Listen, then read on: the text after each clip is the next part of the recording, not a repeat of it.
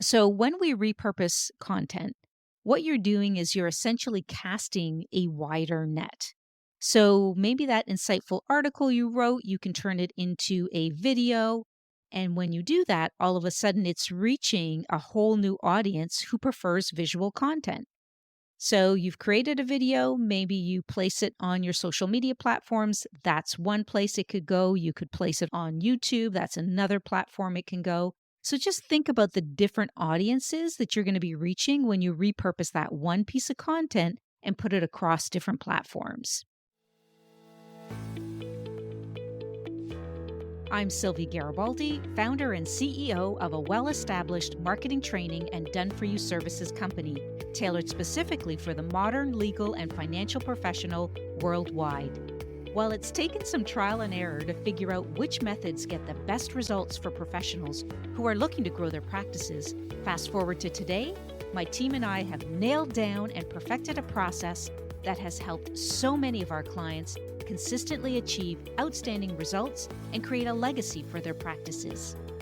I created the Serve First, Sell Later marketing podcast to give you simple, actionable, non-salesy, and results-driven marketing to grow your legal or financial practice like so many of our clients have. If you're a lawyer, mediator, financial, or divorce professional who is looking to become highly visible and wants to create a practice that makes an impact, then you're in the right place. Let's dive in. Hello, everyone, and welcome back to episode 39 of the Serve First, Sell Later marketing podcast. In this episode, I'm going to be diving into a topic that's not just timely, but important for you as professionals. And that's really repurposing content to maximize your reach and efficiency. Now, I know most of you don't love the idea of content creation in your practice, but it isn't just a luxury, it's a necessity.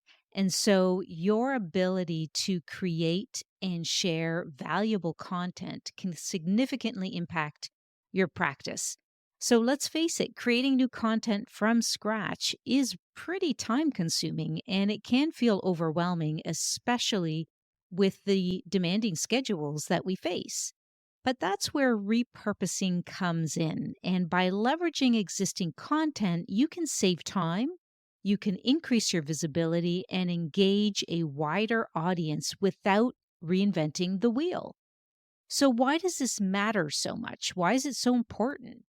And I think because producing high quality content consistently can be very challenging.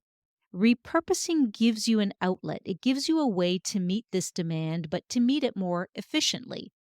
And what I love about this concept is that by transforming a single piece of content into various formats, what you're doing is you're allowing yourself to reach a different audience segment across multiple platforms. So let that sink in for a moment. That's pretty powerful. When we repurpose content, we are reaching different audiences across different platforms.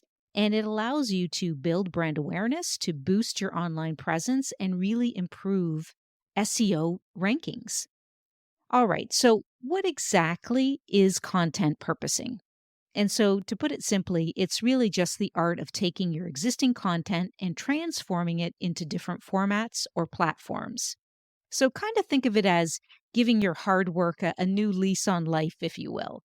So, instead of letting that well researched blog post gather dust, you're turning it into maybe a series of social media posts, maybe an infographic, a podcast episode. The options are endless. So, you are busy and your schedule is continually booked between client meetings and endless paperwork. I think we can all agree that finding time to write fresh content consistently will be very challenging. And so this is why I felt compelled to bring this topic on and bring it to you as an episode here on the podcast because it can become a secret weapon to help you repurpose content and save time, but allow you to also reach a wider audience.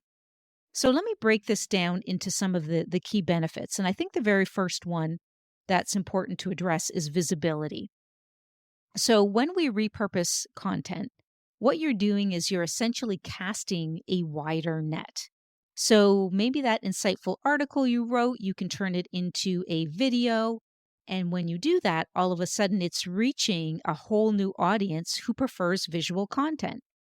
So you've created a video, maybe you place it on your social media platforms. That's one place it could go. You could place it on YouTube. That's another platform it can go. So just think about the different audiences that you're going to be reaching when you repurpose that one piece of content and put it across different platforms. I hope this is making sense. Or perhaps you repurpose this content into a podcast episode because there are people who love to learn on their commute. So different formats appeal to different people. Second is efficiency. This is a really big one for time-strapped professionals just like you. Instead of starting from scratch every time you need to create content, you're leveraging what you've already produced. So it's like having a content gold mine at your fingertips. And so perhaps you hosted a webinar last month. Well, now that webinar can become a series of blog posts, of social media snippets, and even an ebook. So you're working smarter, not harder. And I know that for some of you, this concept isn't new, but it's all about how do you take that content and repurpose it? And I'm going to get into a little bit more detail about how you can do that and encourage you to take action. So, the last thing in terms of benefits of repurposing that I want to cover or talk about is SEO and online presence. So, search engines love fresh, relevant content. And I think by repurposing and distributing your content across multiple channels, you're increasing your digital footprint. And that's really important. So, this means more opportunities for potential clients to find you online. So, what you're doing here is you're increasing your chances of growth and visibility. And at the end of the day, that should be one of your priorities if you're looking to grow your practice and attract more profitable clients. So, your online presence is very often the first impression potential clients have of you. And I think when we repurpose content, you're ensuring that that impression is consistent, that it's professional, and that there's an omnipresence, meaning you can find it across multiple channels. Okay, let's talk about a very important part of content repurposing, and that's identifying the gold mines in your existing content library. So, what do I mean by that? Well, you've likely created more valuable content than you realize. A lot of professionals, when they think about content that they've created, they kind of scratch their head and say, I'm not so sure I've really created very much. But you'd be surprised when you go back and do an audit what you will find. And so I want to encourage you to do this because this doesn't have to be a daunting task. And I think if you start by listing all of your key content pieces, maybe key articles that you've written, blog posts, webinars, case studies, newsletters, even those LinkedIn articles that you wrote last year, yes, you can go back to those as well and repurpose them. So I think the key here is to make a list of these materials and then go back and look for your high performers. So which blog post got the most shares or the most likes? Which article got the most shares, the most likes? Which social media posts had the highest impressions? And the good news is a lot of these social media platforms like LinkedIn, Facebook, Instagram, they all have analytics, and you can go back and they will show you which posts are the most high performing in terms of the number of impressions, the number of likes, the number of reshares. So these become your prime candidates for repurposing. Don't forget to look at your webinar attendance numbers. So, which webinars had the highest attendance? Which webinars had very engaged audience because the topic resonated with them? So, those are the sorts of things I want you to go back and look at. So, for example, let's say you're a divorce financial analyst and you wrote a blog post on financial mistakes to avoid during divorce, and that piece got significant traction. So, what that's telling you is that could be a good piece for repurposing. And it could become a series of social media posts. It could become a series of videos. Maybe it becomes the basis for a webinar. So, I think it's really important to look at your content and assess which ones were the ones that resonated most with your audience. Now, I like to break these content categories down so we can better understand how to repurpose them. And I think there's a few key ones. The first being educational content. So that could be a social media post explaining complex legal terms or complex financial terms. And then you can turn that into an engaging infographic. Or take that webinar on family mediation and transform it into a podcast series or a series of social media posts. Maybe you take Understanding Alimony, a blog post that you wrote, and you turn that into a video, right? So that it's in simple terms that your audience can understand. So the second type of content that I want to talk a little bit about are client success stories. And these are gold for building trust and showcasing your expertise. And these detailed case studies can talk about how you helped a client navigate a complex divorce. And you can take that information and maybe break it down into a series of LinkedIn posts or create a short video testimonial. I mean, the options are endless. There's so much opportunity here. And I think the last piece of content I want to touch on is any industry news that you are privy to. So, as professionals, you're always on top of the latest changes in your field. So, take that newsletter that you sent out about recent changes in maybe the divorce law and turn it into a LinkedIn article or a LinkedIn social media post or maybe a YouTube video. Maybe you turn the content of that into a LinkedIn Live or an Instagram Live. There's so many options for you to repurpose it. So think about how you can do this and how you can actually start to reach other audiences across these different platforms. So I want you to take a moment now and think about what I've just talked about. And what 3 pieces of content have you created in the last year or so that comes to mind to you quickly and resonated with your audience? So that could be a good place to start. If you say to me, well, I'm not sure I have the time to look at all of the analytics and I just want to get a piece out there and start repurposing it, then think about some of the key pieces that you've written and the ones that have kind of stuck with you because it really resonated with your audience. You got a lot of likes on it. Maybe you had a lot of engagement. There were reshares. There were questions asked. There were comments. So think about that piece and then commit to converting it or repurposing it to something else. And I want you to remember that every piece of content that you create has the potential to reach your audience in multiple ways. And that's the power of repurposing. Okay, so let's look at some more specific ways to repurpose your content. So first up, let's talk about transforming your blog posts into engaging videos. So this is a fantastic way to reach audiences who prefer watching or listening over reading, right? So it's kind of like a step-by-step guide to get you started. So the first thing you want to do is you want to select your blog post or an article that you've written. So choose a blog post or article that's really performed well and covers a topic that you know your audience loves. And then take that article and then break it down into key takeaways. And these will form the outline or backbone of your script for your video. Then you can write a script using these key points, keep it concise, and you want to keep it conversational. Now, if you want to speedy up this process that I've just described to you, you can do this by using this process and turning to AI to help you create the script. So you could use AI tools such as ChatGPT or Gemini. I mean, as most of you know, there are many AI tools out there, but those are some of the basics that you can certainly start with. And ask them to turn your blog into a script. Now, I want to be clear here. AI is an excellent tool to create your first draft, or maybe even your second. But then you need to go in and customize it or put in more of your tone of voice, your examples that you know are relevant. You need to customize it because I think what people need to understand is that AI, while it's an excellent starting point, it does require many more refinements before it becomes your own or just the way you like it, and for it to properly represent your brand and authentically you as well. So I think many people may have the impression that they can just turn to AI and crank something out very quickly and use it.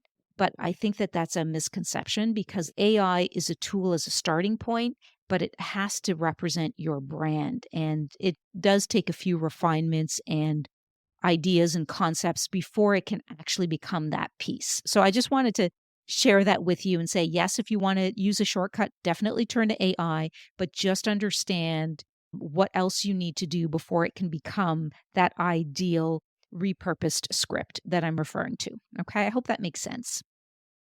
All right, so another thing you can do is you can transform webinars into multiple formats. This is really great. So, webinars are content gold mines. You hear me talk about webinars, speaking engagements, and they are really, really powerful tools. So, here's how you can repurpose them. So, you can break down the webinar and identify key segments that can stand alone as blog posts or maybe social media snippets. That's one way you could use it. You could create downloadable guides, use the webinar content to create comprehensive guides that your audience can download. And don't forget to turn it into a lead magnet so that you can, you know, get their email in exchange for the downloadable guide. And that way you can continue the conversation and communicate with these interested prospects. You can also leverage the Q&A section. So you can turn the Q&A portion of your webinar into a series of short videos or blog posts addressing each question individually. And that's another really great way to do that. Another way to look at repurposing is something called social media micro content. That's when long form content can be broken down into bite sized pieces, which are perfect for social media. So, what can you turn into with these little micro pieces of content? You can identify key quotes and stats and pull out impactful quotes or statistics from your content and use that. You can create visuals. So you can use tools like Canva to design infographics or quote cards that are visually appealing and, of course, shareable. You can also create carousel slides with Canva to put on your social media. And don't forget about including those images to stop the scroll. And of course, there's so many places to get royalty-free images, but a well-known site is Pexels. That's a really great place to get some free images. You can plan your posts. So you can schedule these micro content pieces across most of the platforms like LinkedIn, Instagram, Facebook, Twitter to really maintain that consistent presence. And it's a really powerful way to make sure that you're consistently delivering your message. There's also the possibility of repurposing for email marketing. And what I like about this is you get to integrate repurposed content into your email marketing strategy. So, how do you do that? So, for example, you could create a drip campaign. And what that means is you're using existing content to craft not one, but a series of emails that gradually educate and engage your audience. So you could create a drip campaign on the power of mediation and how it can help you divorce more peacefully. And you can, create, maybe make it into a 4 series set of emails where you educate your audience on the power of mediation in each of those pieces and how it can help you divorce with more peace of mind, right? So that's a drip campaign. You could also create a lead magnet. So you've heard me talk about this before. So you could convert a popular blog post or webinar into an ebook or checklist to offer as a free download in exchange for email signups, for example. Okay. So remember that repurposing content is about working smarter, not harder, right? So by leveraging these strategies, you can extend the life and reach of your content and engage your audience across multiple platforms. Okay, so how do we pull this all together? So a great way to do this is to start by listing, as I mentioned, all of your content pieces that you've identified that you want to repurpose. So think blog posts, articles, webinars, case studies, and more. So for example, maybe you published an article in a local magazine and that could be repurposed too. You could take the materials from that and repurpose it. So think outside the box. So the very first thing you want to do is set your goals. What do you want to achieve with your content? Is it increasing engagement? Is it boosting SEO? Is it maybe just reaching a new audience segment? So have very clear goals about what you want to accomplish. The second thing in terms of what you should do for next steps is really choose that platform, right? Decide where each piece of repurposed content will live. And please remember, you don't need to be on every single platform. Focus your time on the platforms where you know your ideal audience hangs out and just focus on those alone. Then you're going to create a schedule. So you can use a calendar of some kind to map out when and where each piece of content will be published. So be sure to consider the best times to post on each platform for maximum engagement. I think that's important as well.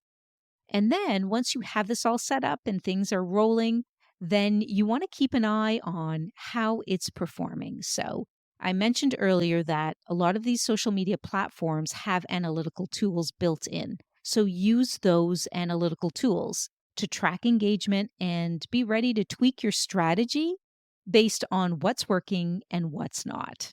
Okay. I hope this is making sense. So let me recap some of the key takeaways here. I think repurposing content is a very powerful way for busy professionals to maximize reach and efficiency. Identifying high performing content is important because you want to find pieces that can be transformed into different formats that you know your audience has engaged with and had some interest in. Practical repurposing strategies include turning blogs into videos, breaking down webinars into multiple formats, creating social media micro content. I mean, there's so many ways to slice this. But at the end of the day, just make it simple and be encouraged to just work on one piece first to get the ball rolling. And then, of course, the content calendar. Without a content calendar and knowing when you're going to publish things and where, I think without it can